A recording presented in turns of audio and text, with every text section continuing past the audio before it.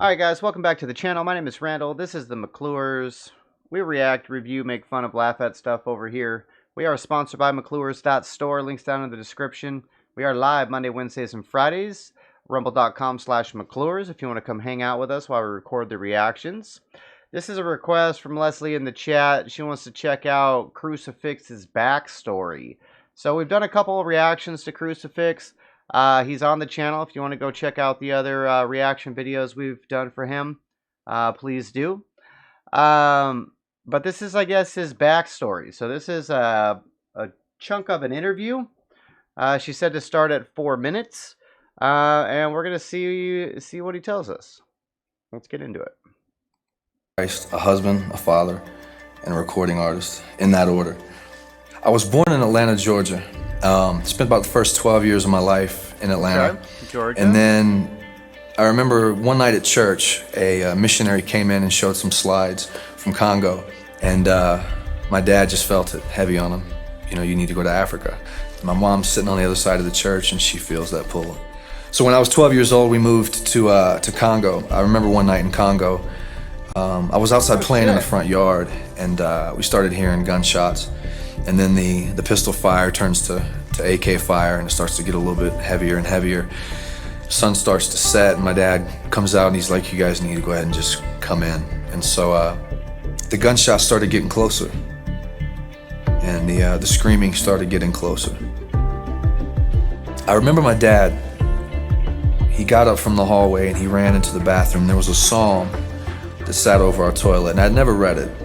He pulled it down off the walls, framed, and he brings it in and he sits down and he reads the words of the psalm. "He who dwells in the secret place of the Most High shall abide under the shadow of the Almighty. And I will say of the Lord that he is my refuge and my fortress, my God, in him will I trust. And surely he shall deliver you from the snare of the fowler and from the perilous pestilence.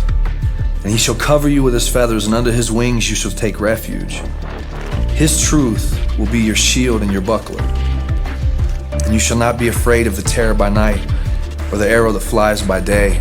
Because you have made the Lord, who is my refuge, even the Most High, your dwelling place. No evil shall befall you, nor shall any plague come near your dwelling.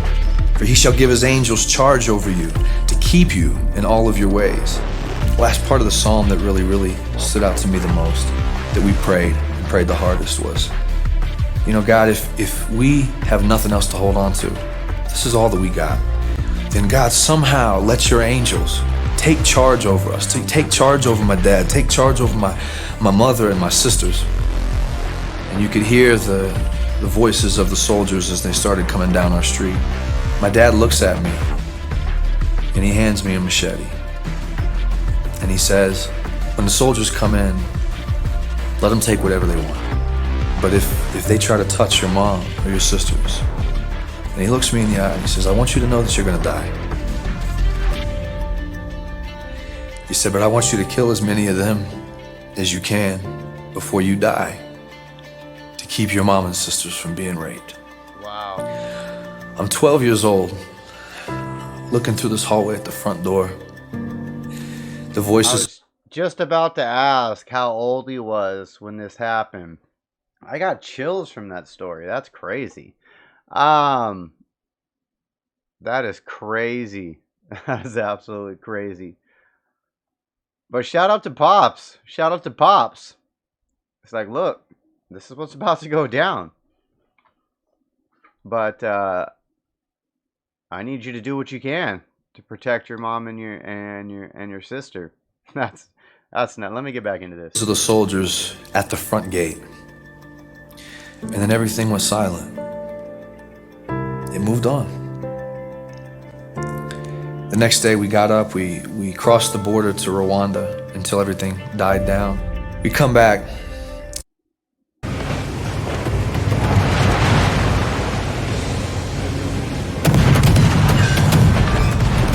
So crazy, they just didn't go by the house. Or didn't go into their house. And a lady selling vegetables comes up to our gate. And she looks at my mom and she says, "Do you want to know why the soldiers didn't hit your house that night?" The lady said, "You know, I sell vegetables on the street." The soldiers grabbed me. They said, "You know who has money." They got to our house and she said, "There's some Americans that live here." the soldiers started to come through our gate, they somehow were terrified. They said they saw tall men standing around our house. After that night in Congo, we moved across the border to Rwanda, which at the time was more politically stable. And we were in Kigali, the capital city of Rwanda, when the Rwandan genocide broke out. We drove from Kigali through a series of back roads to the neighboring country of Burundi, and we were able to meet up with the U.S. Embassy there. They fed us rations, put us on a C-130, and flew us to Nairobi, Kenya. So we leave Kenya in 1996 and move back to Atlanta. And we were involved in a Baptist church. I didn't fit in there. I had no connection with anybody there. What a crazy story though, bro. Crazy story. Wow. Wow. So the girl selling vegetables says the men started to go through the gate, and then they got scared and said they seen tall men protecting the house. Wow.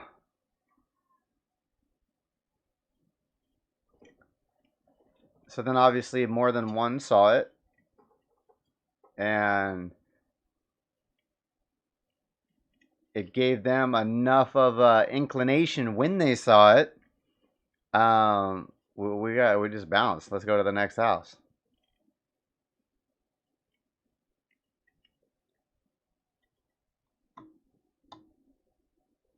His first video shot by him on Kenya to the song Fly Away. I started hanging out with a couple kids on the bus that were gang members, and they could relate. For the first time I felt like, hey, I fit in, you know? Like I feel like I have some type of purpose. I feel like I have some type of meaning. I think I found who I am. Because they'd seen death, they had seen conflict, they had seen some of the same things you had seen. Exactly. It was just, it started a downward spiral that just went out of control. I started selling guns at school. I started selling drugs at school. I was homeless for about close to 2 years, living in crack houses in Atlanta. My girlfriend at the time, she didn't come from a rough background like that. And she was homeless with me.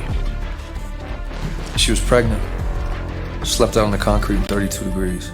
When I saw her shaking all night, that was when it hit me. It's time to man up. I was like, I gotta get it together.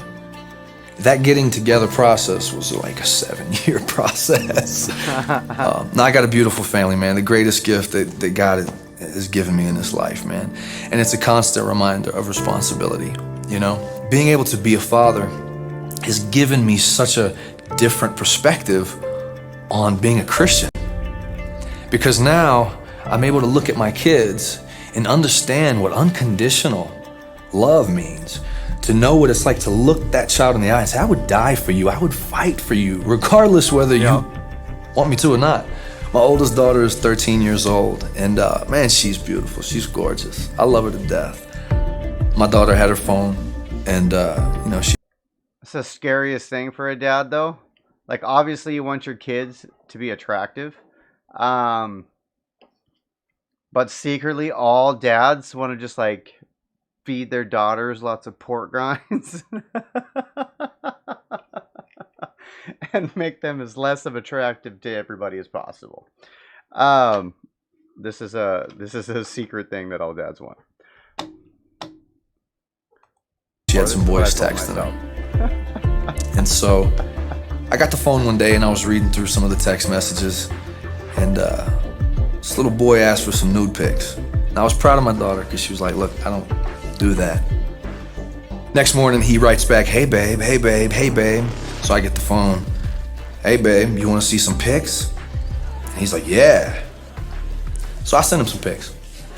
Yeah, this particular pic was one that we shot for an album. I thought it would be appropriate. I told him, I said, once you take a second to just let that picture sink in. I, in and of myself, do not have the strength to be the father, to be the husband, to be the Christian, that I need to be.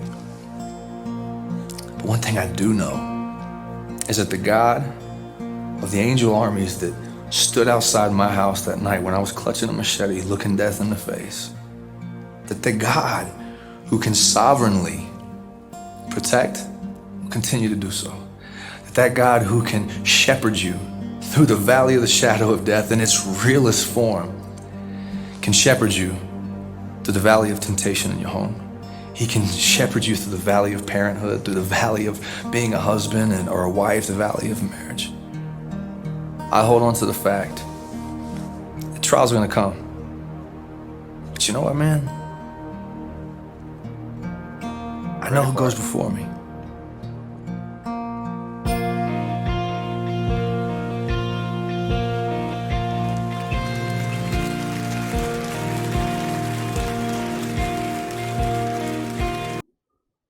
We're going to stop it right there because we just wanted to check out the interview part. I am really glad that you recommended that to me. That is a crazy, crazy story. That's the kind of story you hear and you get chills. You definitely get chills from it. Yeah, that was interesting. So if all the African stuff happened at 12, then I assume he moved back to the States, 13 at the youngest? That's got to be... So moved back to the States at 13 at the youngest, and then fell in with the gang crowd, and started selling at school. So that's another year? So he was maybe homeless by 15? Which just seems strange with coming from such a religious family that literally, goes to Africa to help out because, they feel the calling. I'd definitely be interested in getting some more history from Crucifix on his early childhood. You know what I mean? And